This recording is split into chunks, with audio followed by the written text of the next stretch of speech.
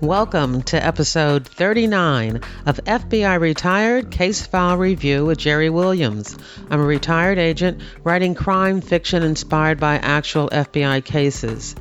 In this episode, we speak to retired agent Stan Ragen.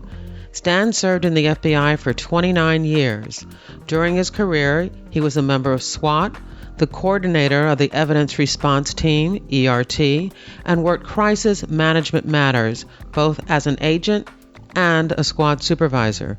Due to his involvement in these programs, Stan participated in some degree in many of the major investigations handled by the New York office. In particular, he played an important role in coordinating the office's extraterritorial response to crisis events around the world. Some notable examples are the El-Khobar Towers bombing in Saudi Arabia, TWA Flight 800, EgyptAir Flight 990, the bombing of the USS Cole in Yemen, the bombing of the U.S. embassies in Kenya and Tanzania, and, of course, the 9/11 attacks. Stan also assisted in the New York FBI's response to Hurricane MARILYN in the U.S. Virgin Islands, USAir Flight 1549, and Hurricane Sandy. In this episode, Stan is interviewed about developing and managing the FBI New York's Evidence Response Team and continuity of operations procedures.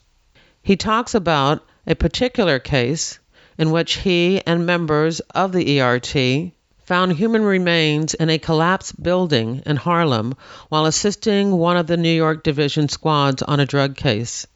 According to Stan, the success of ERT in this matter demonstrated what the team could do and is an example of cooperation and collaboration with the FBI and New York City agencies.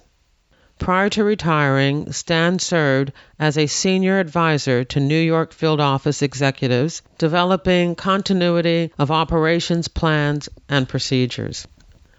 Before we get to that interview, I do want to let everyone know who's been asking, especially Sean, who asked for his daughter. I do have an episode coming up at the end of the month about the FBI hiring program, what the qualifications are, and we'll also talk about the FBI Academy, what it's like to go through the Academy now. It's been a long time since I was there, so I'm sure they've changed a lot of things, so I'm looking forward to that too. I probably will record that interview next week. If you have any specific questions that you want to ask, make sure you email me those or tweet them to me as soon as you can. And when I conduct that interview, probably next Thursday, October the 20th, I will try to include your questions and get those answers for you.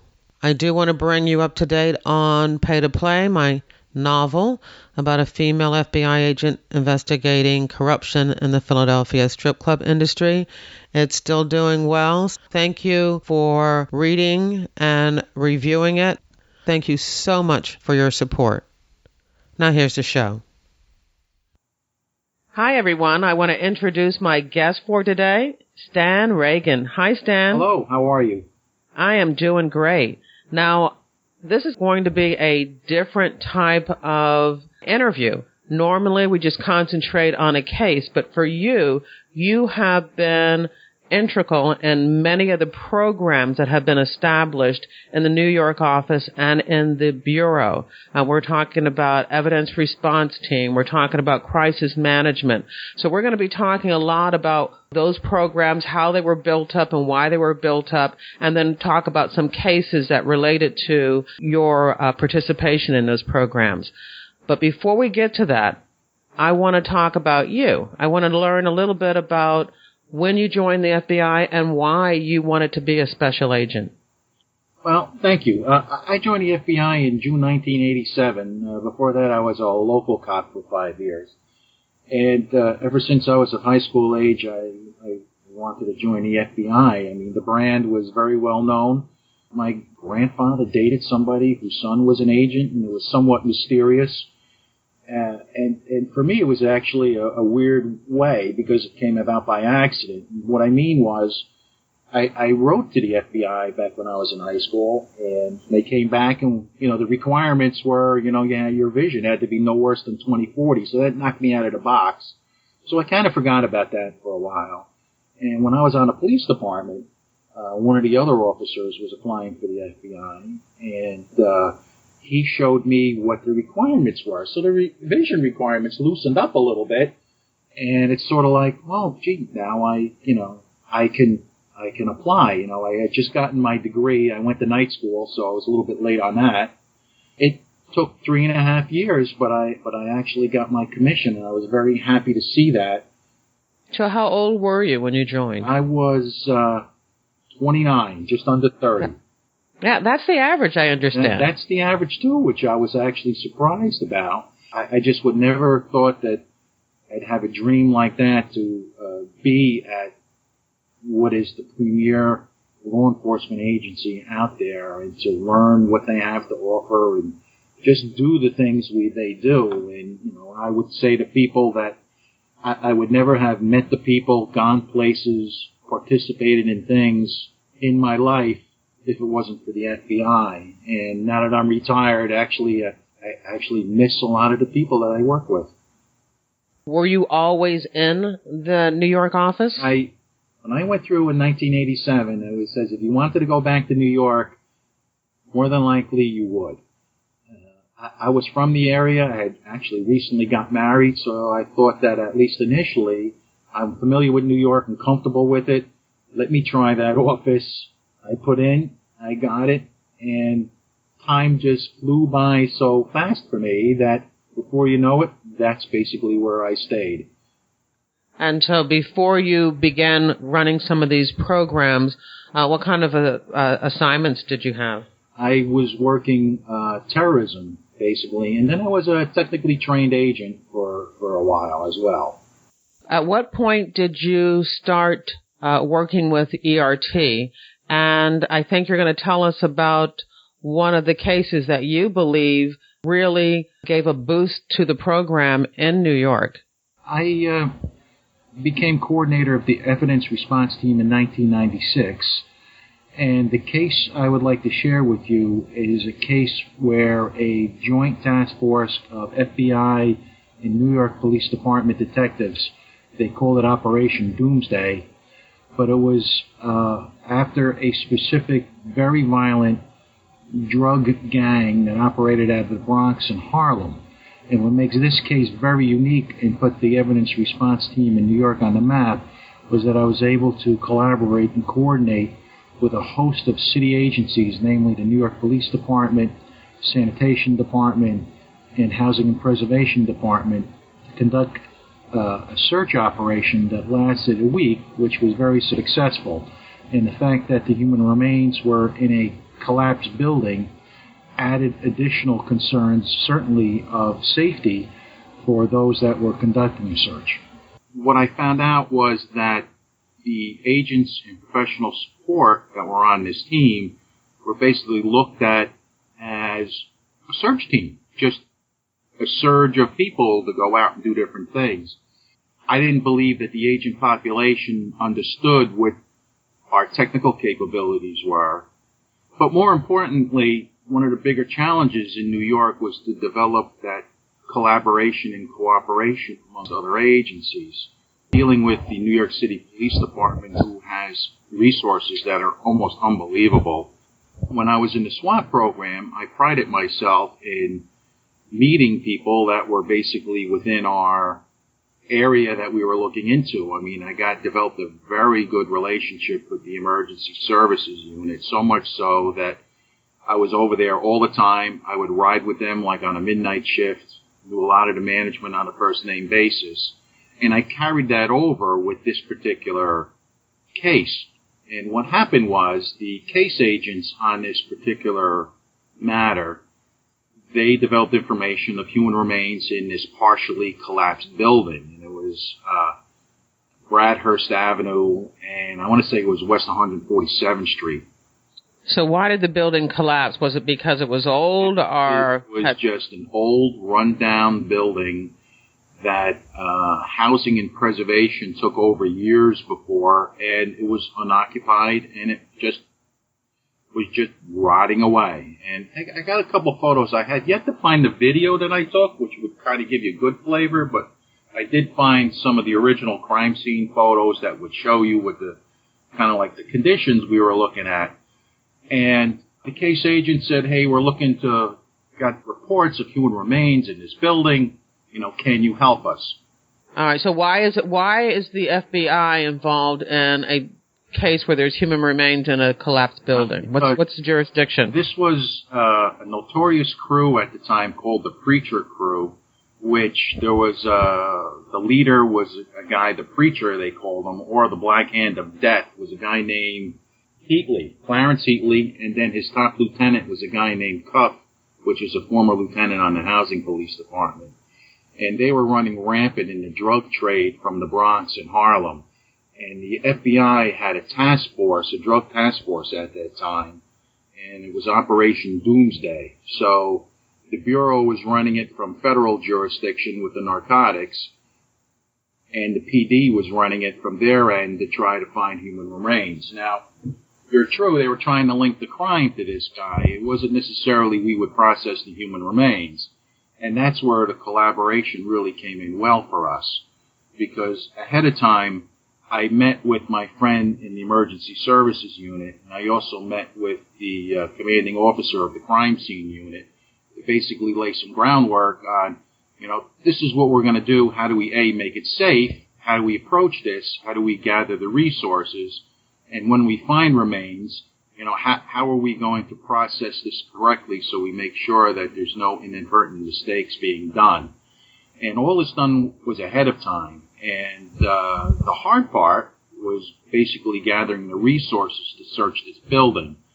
So we actually did a survey of this building, and the building started to what they call a pancake collapse, which meant the roof caved in to the next floor, and then the next floor would collapse down further. It was a very unsafe structure. We were actually in January, so rain and snow was going to complicate the matter.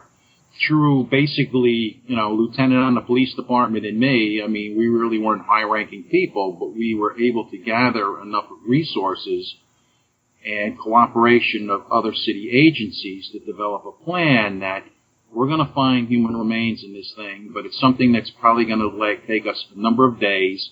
It's nothing that we can kind of do on a one shift, come back, one shift, come back. So we did everything from have porta potties there. We had Department of Sanitation come in every day to clean out the dumpsters from the debris that's being removed. And probably the biggest coup that we got was Housing and Preservation paid to have this absolutely immense crane come in so that we could actually remove the heavy materials. Did you know there were human remains, or you had gotten confidential information saying that there were human remains in this building? That was actually it. They developed source information that there were two sets of human remains. Okay. And what this Preacher Crew used to do is they used this building to dump their bodies, allegedly.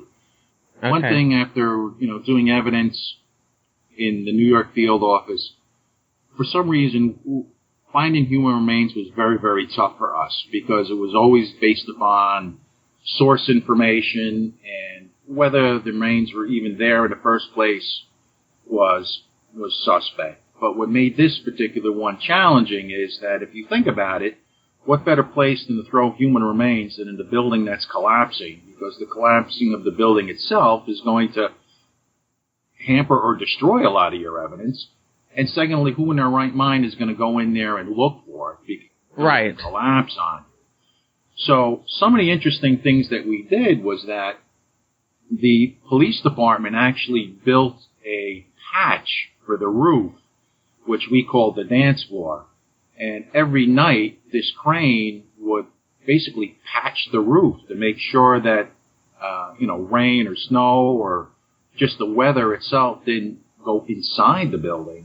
So we basically did this the hard way. We went from the top to the beginning. We were moving debris. Everything was working well. And then halfway through the week, which was like Wednesday night, believe it or not, we actually found the remains of a female that was actually shot in the head.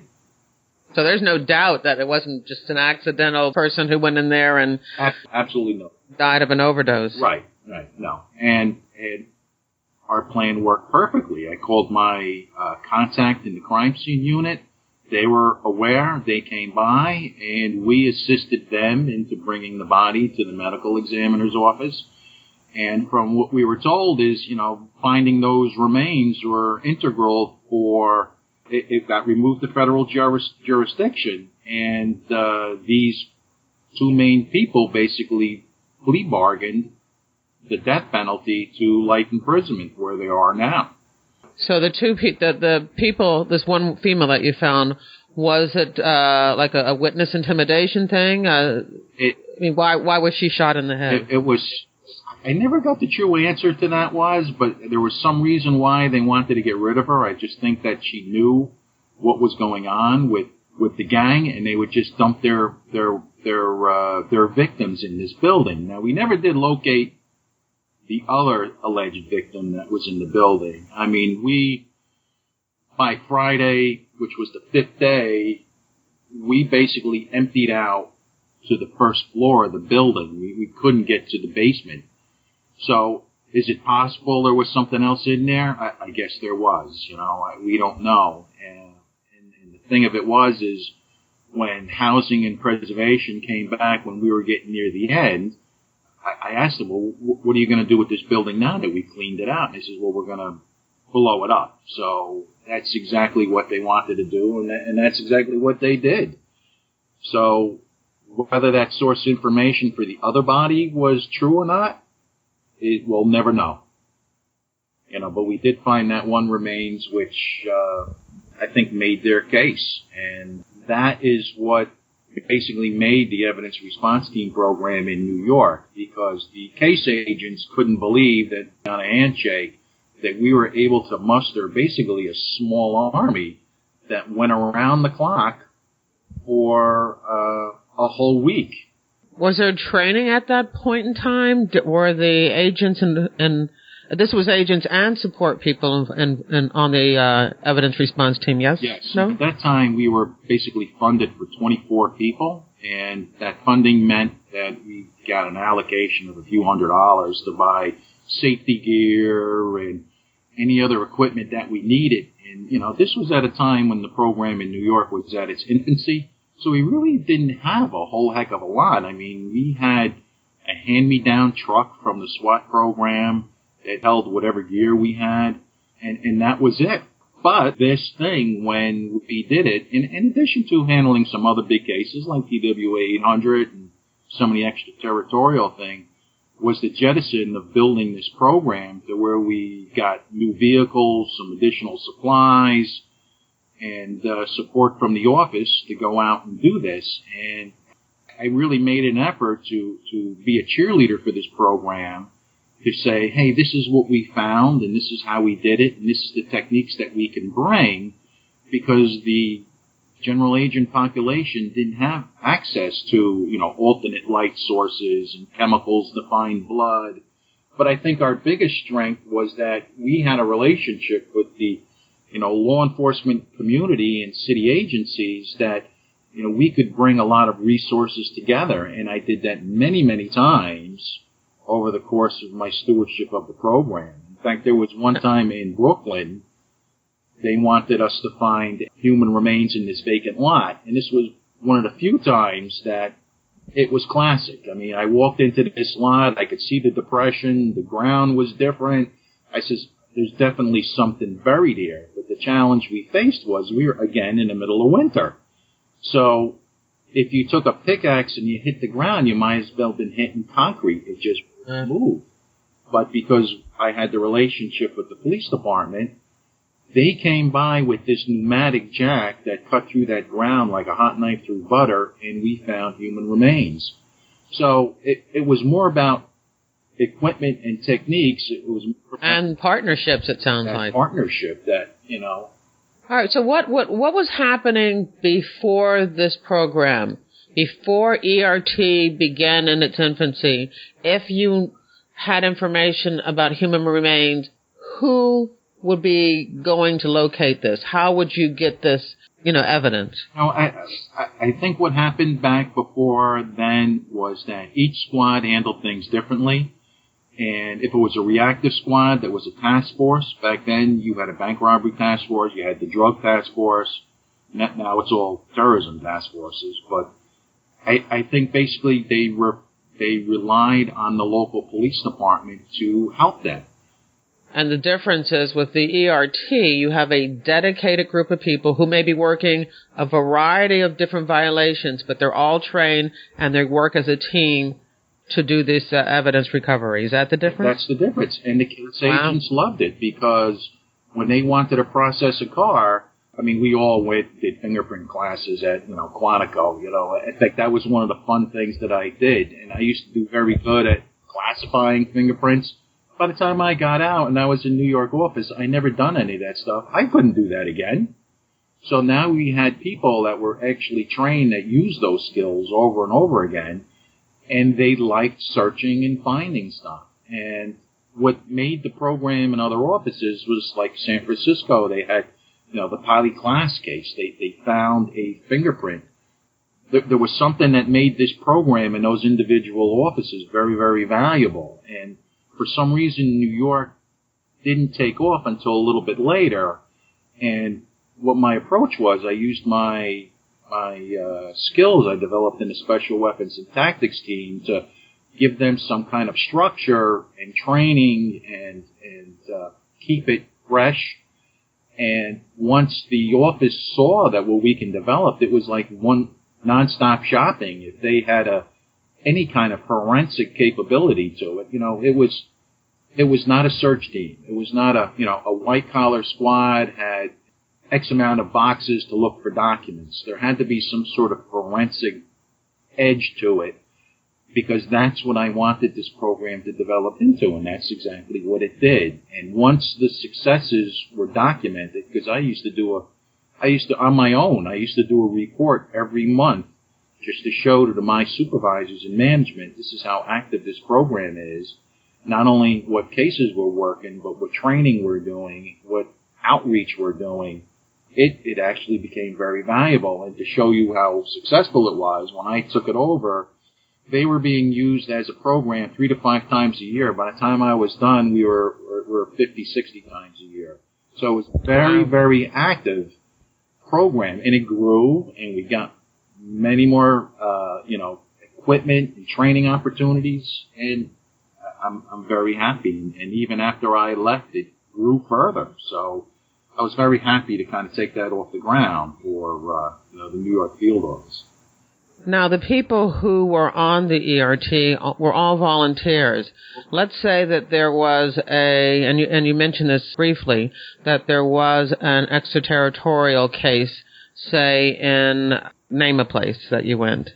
Mombasa, Kenya, El-Khobar Towers. Once you're on the team, were you automatically told to go there, or was that more of a who can go and raise your hand if you want to go and do this? What kind of responsibility did the team members have over and above their regular casework assignments? See, this was the delicate balancing act that we had to make sure we did. Everybody did this as a collateral duty, basically. So I had no authority to say to an agent that they would go overseas and process a case. Thankfully, a lot of people wanted to go and they wanted to participate. Early years, I don't know if you remember, but early years when these deployments started, we'd have a small army of agents deploy various parts of the world. One of the things that I saw early on was inoculations and shots. And this was actually pre the Rapid Deployment Team days when that program started becoming formalized. So when it became an issue where, say, Mombasa in Kenya, it was a challenge of, well, how many ERT people do we need? Should we take? And this was part of my give and take. And then it was a matter of who was available. And then it was a matter of, do they have their stuff together? Do they have their go bag, their shots, their passports? And that was a building process, which didn't take long to build, but the focus was on, I want everybody to be safe. It's not a trip to sightsee or whatever. And I really never had problem getting volunteers to go, because a lot of people wanted to go. And that what was great about this program is that if you were criminal, you got a chance to see terrorism stuff, and vice versa. You got a chance to build your talents, because that was the challenge with New York. I mean, when I worked terrorism, I worked Irish terrorism. I wouldn't know any of the other areas if it fell over me, because that was my focus. I was like knee deep into that stuff. But here you can kind of get a bunch of different exposure, and anything that was large or complicated or unusual or outside the norm, we were called to say, how could you help us with this? And that grew even, in later years. I mean, I remember when, when the Maersk, Alabama on Easter Sunday got taken over by the Somali pirates? Yes, oh yeah. I ran in, left the ham in the oven, ran into the office, and part of the negotiation was they wanted to bring that boat back that the pirates were on. And it's like, well, yeah, you can bring the boat back, but what are you looking to get out of it? And then they'd all look at one another, like, well, what are we looking to accomplish? Because the Bureau was changing its ways from, let's take everything, because the lab was getting overrun with things like stretches of highway when people saw a drop of blood. So we were trying to finesse our approach a little bit. What are we looking to accomplish? What can you get? And it was just amazing about some of the misperceptions that were out there as to what you couldn't do forensically, and I could tell you some of the stories that would scare me, but it was Give me, like in this particular situation, when you ask them, okay, you get the boat and we process the boat, what are you looking to find? What would they be able to find from a forensic processing of the boat that these Somali pirates had been on? Well, we could have processed the boat for hair, fiber, the bullet fragments, whatever it may be, but you have to remember they had eyewitnesses. They knew they were on the boat. The captain was on the boat. So what was the point? I mean, did you want to expend that amount of money to bring that over to do that? Or was it easier just to seize the boat and send people over there and process it directly for that? But again, was that something that was very important for the case? Mm-hmm. And I think sometimes that's what people lost in the mix is like, well, what am I, just because I can collect a fingerprint, do I need to? Should I? I mean, when I have the smoking gun, do I need to collect a fingerprint? So when it came to the extraterritorial cases, that's where a little bit of discretion came in, I think, is right. And again, because of manpower and cost issues, well, it had to be worth it. It had to be worth it. Well, I think I want to say it was Kenya and Tanzania was probably the last so-called army that the Bureau sent over. After that, it started paring way down. I mean, I would send after that an agent to Djibouti to process, fingerprints, because it now became a matter of they couldn't afford it. The whatever the diplomatic status was, they didn't want armies of agents running around, because back then it was like, well, the next question was, can we take our guns? Because they felt unsafe. And it's like, well, what is the jurisdiction for this? I mean, I don't want to have somebody take their gun, use it, and now we're having an international, incident on our hands. So what needs to be done to make sure that the people are protected and we do this right? And that program grew, and I think by the time I left, it was pretty much on point. So when did you leave? I just retired in November last year.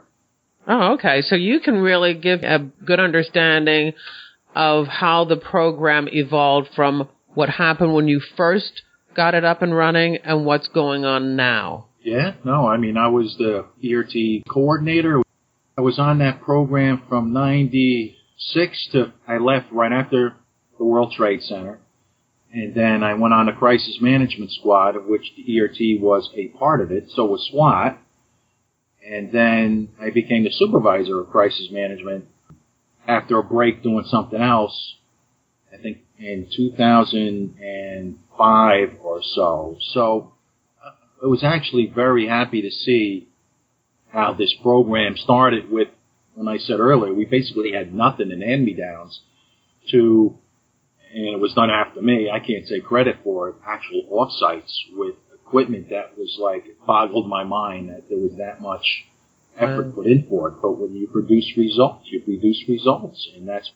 But this body remains drug case was one of the first that a team got together to process a crime scene site, a forensic crime scene site. Yeah, this was the one that put us on the map, because the case agent couldn't believe when he showed up and he saw, 24 agents working around the clock in the middle of New York City. Probably wouldn't cause too much of a stir, but we literally had a couple hundred New York City cops with us and a lot of their equipment. And when they showed up, and it was like, we did all of this on our own, they couldn't believe it. And then that's when we started being used for other things. So that was the whole intention. We'll do the search, one-stop shopping, just kind of like tell us what we need to do. And it just ballooned up from there. So, and then that segued into the team being asked to send people over for international training assignments to teach forensic schools, because that was a very big part of what the Bureau was doing back there, and people traveled to Paraguay, Panama, Israel, Palestine, all over the world to, teach police officers basic crime scene processes. So that was kind of like the reward. That was the fun stuff for all the effort that we were putting forth. Give me a little bit of an understanding about crisis management.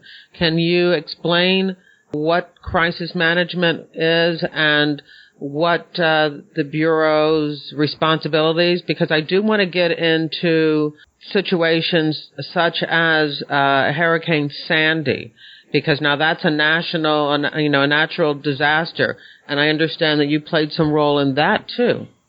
Yes. Crisis management from the Bureau is it's a very interesting process. Your crisis manager is basically executive management's advisor. When I first got on that squad, which was just created in 2013, the whole idea that we were trying to put together was one-stop shopping. So if a case agent now came to us and we could provide tactical resources, evidential resources, the rapid deployment team, which was being started, the whole idea was the focus, contact one person, your crisis manager, who was basically aware of the capabilities of all these programs and provide you whatever you needed to solve your case. In addition, beginning the command posts, the information flow, setting that up and having responsibility for, giving people access to information. That was the whole intent of it.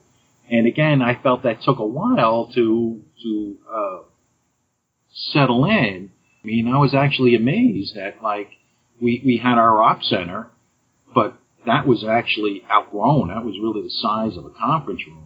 And, with the advent of terrorism, we needed more and more space. And being in a federal building, we really didn't have that access to build very much. And it wasn't the advent of when they moved our terrorism to Chelsea facility that we actually had a 4,000 square feet facility that we were able to gather funding for basically basic stuff, but, TV screens and computers and a whole format to... And is this before or after 9/11? This was after 9/11, because I remember in 9/11 I was sitting in the old command post when the second plane hit. And that's when we moved to our garage. So I'm not even sure if the crisis management as a program was a squad at that point. I just think it was a collateral duty of a supervisor to do that. And you're talking about, my God, you're talking about being overwhelmed from the second one on that. The crisis management program, again, came under SIRG down at headquarters, great group of people.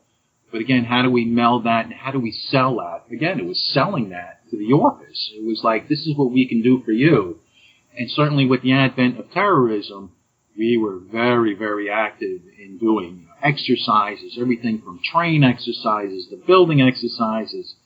But this was I shouldn't say funny, but the interesting part about it is that, it's geared toward investigations. That what we do in the Bureau is investigations.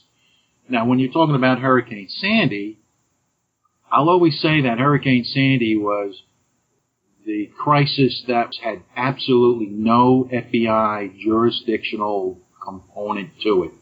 It was a continuity of operations situation. And in addition to the crisis management program, I'm sure you're not going to be surprised if I tell you there was a program called COOP, Continuity of Operations Program. And that was something that began after 9/11. And I believe what happened was, because of what was going on, like in New York, where we evacuated the building, then we had to somehow get a hold of everybody and reestablish our office somewhere else. It was like, well, how do we prepare for this and keep the office running? The continuity of government program is a Truman era program, but it started applying to the office. This was something that no one ever did before, and it was like, how do we even start? The funny thing about it was that the continuity of operations program actually came under our security division, but crisis management came under SIRG. And there was always this move between the two entities of who should take it over and why they should or shouldn't. Can we explain continuity of operations so that people understand what you mean when you talk about that? Absolutely. Continuity of operations is making sure that an office, an entity, an enterprise can function or remains to be functioning in time of disaster or an operational challenge. And what is done is, whether it's the government or whether it's a private entity, identify what are our critical functions that absolutely can't be interrupted at all, period. And if so, how do we keep working it even if it's from a different field office? Yeah, and Stan, I don't know if you realize this, but my post-bureau career, I worked for SEPTA, which is Philadelphia's public transportation system. And that's one of those entities where transportation, getting that back up and running after a major crisis or disaster is very important. And so it sounds like not only the FBI, but all major government service entities need to be able to have this continuity of operations program. Absolutely correct. That's exactly what it is. I mean, yes, it could be used for casework. Sure, 9/11 was a continuity of operations movement, even though that program didn't exist in New York at the time. And what I would say is that every continuity of operations movement is a crisis, but not every crisis is a COOP program. I would imagine that in places like, say, Oklahoma, where they have the tornado season, they know that they're going to be some cities or areas hit, that they've always had an established continuity of operations program. I think it goes hand in hand with certainly emergency preparedness and crisis management to have that fallback plan. The challenge we face in an area like New York is that, how do you reconstitute an office the size of the New York office in an urban area to function somewhere else? How do we account for our people? Because not everyone had a BlackBerry or a cell phone. It was a very, very large challenge for us. And like any crisis management plan, it's great it's on paper, but it's a guide, because no matter what happens, there's always going to be some nuance, something different, something that's going to basically skew whatever you want to do. But if nothing else, it makes you think about how do we handle such things. God bless FEMA. They started a federal working group, which they got that juggernaut going, where they would offer training and exercises, and the benefit of it was you got to meet other people in the community, and and see what they were doing and see how it will apply or not apply to you. And for us, the biggest challenge was, we have our system that you can't access from outside because that's not the nature of our business. So how do we prepare for that? So when Hurricane Sandy came, if we can talk a little bit more about Hurricane Sandy, because we have people, from outside the East Coast, outside of the United States, who are listening. When was Hurricane Sandy? Hurricane Sandy was October 28, 2012. I think technically it wasn't a hurricane, but they called it a superstorm because it just splattered the East Coast area severely, at least up by us. That was an incident where I don't think anyone ever thought it was going to be as bad as it was, me included. And the whole focus was on, how do we prepare our people? Where do they go for resources? How do we tell them what to look for, how to prepare? And it was simple stuff. Fill up your tank with gas for your car, whether it's your personal car or your bureau car. Take your portable radio home. So it was getting information out. Another challenge was I just got in the desk of our operations center, and that was one of the few, if not maybe really only, squad that you had to be there. People had to be there because we dealt with, everything from complaint duty to physical security of all our off sites, the alarm program. I felt that I'm not going to stay home while I'm telling people to go to work, so that's why I went into the office that Sunday and basically lived there for 3 days as the hurricane came through the area and experienced, the loss of power, heat, and phone, how that affected our area, and watching all of our resident agencies actually go dark because they were either in flood zones or the main servers went out of commission. It wasn't until that Wednesday when we relocated to the Brooklyn, Queens resident agency that we were able to basically get up and running. Funny story was, I went in Sunday, and I think I went home Tuesday night, but I had to come back in Monday midnight because people just couldn't, get in. The tunnels were flooded. George Washington Bridge was the only thing that was operating. So a lot of people's lives were being affected. I remember being there on midnight, and, I always considered myself kind of a player-coach type thing. The phone rang, I answered it, and there was a gentleman reporting that his son was kidnapped, and it's sort of like, there's nothing moving in this area. How the heck could anybody be kidnapped, for God's sakes? I couldn't quite figure out what it was. Turned into some long-distance thing from Florida, and he reported it to the police. It took me a couple hours to straighten out, but I was able to straighten it out. But I guess the whole point of it was that we were able to get up and running satisfactory to the point where we took complaints, and we were able to help people out that needed help or wanted FBI assistance. And the challenge with all this stuff is people start forgetting. I'm thinking now it's 15 years since 9/11. I don't think there are too many people left in our office that were there during 9/11.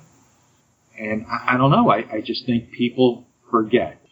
But that is what made the Continuity of Operations program a real viable, important aspect of Bureau life.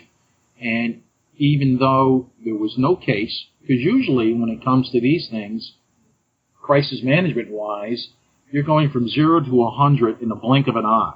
You're always behind the power curve to set up a command post, to notify people, because we had to handle a case at hand. Sandy was a little bit different in that there was no case. We just had to account for the people, and that was a big enough challenge in and of itself. Well, it sounds like you've had a very interesting career because of the work that you've done on building these very important programs.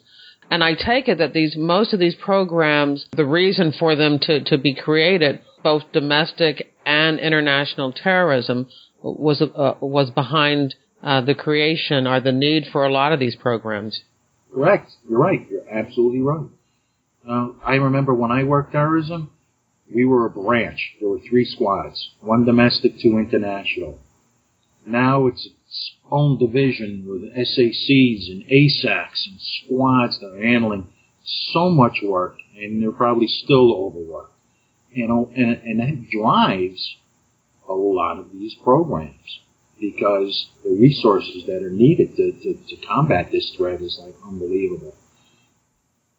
Well, if I were to ask you to kind of sum up your career and your work with the Bureau, what would you say? I want to say I think I was very fortunate to be in the Bureau for almost 29 years. And I was a local cop before I went in. And I always enjoyed, I don't want to say it was like reactive work, but kind of like work that gave you kind of an analysis to make things better, to make information flow, to protect people. And I had an opportunity to do that. And even though they weren't the priority programs, I think, of the Bureau, I think we supported and we did some very, very outstanding work in our own way to safeguard our people, the people we serve. I think we reflected very highly on the Bureau, and I think our work showed that. I was very happy about that. I was very happy to be a member of the Special Weapons and Tactics team. I was happy to be on the Evidence Response team and work everything from TWA 800, EgyptAir 990, USAir 1549 up to 9/11. As far as crisis management goes, every major case that was there, I had a piece of, even though it wasn't the case agent, so to speak. I had a piece of, and I made it work, and I developed a mechanism to make those cases run better. And even with continuity of operations, again, it was developing the cooperation, collaboration of so many agencies that we just make it better for our people and the people that were around us. And I think make us stronger. And that's the end of the interview. As always, back at jerrywilliams.com, I have photos of Stan and some of the incidents that he spoke about. We also have links to an FBI overview regarding the evidence response team, and there are a couple of articles about that human remains drug case that he talked about. If you enjoyed the episode, please share it with your friends and family and make it easy for you. At the bottom of this episode's show notes, you'll find all of the social media share buttons. There's no crime fiction review or recommendation this week. I'm working on that second novel. I'm probably only going to be able to read 2 books a month. So every other episode, I should have a recommendation for you. I'm reading a great book right now. Fantastic book. But I got to wait to see how it ends before I can recommend it to you. This episode was sponsored by FBIRetired.com, the only online directory made available to the general public featuring retired FBI agents and analysts interested in showcasing their skills to secure business opportunities. I want to thank you for listening, and I hope you come back again for another episode of FBI Retired Case File Review with Jerry Williams. Thank you.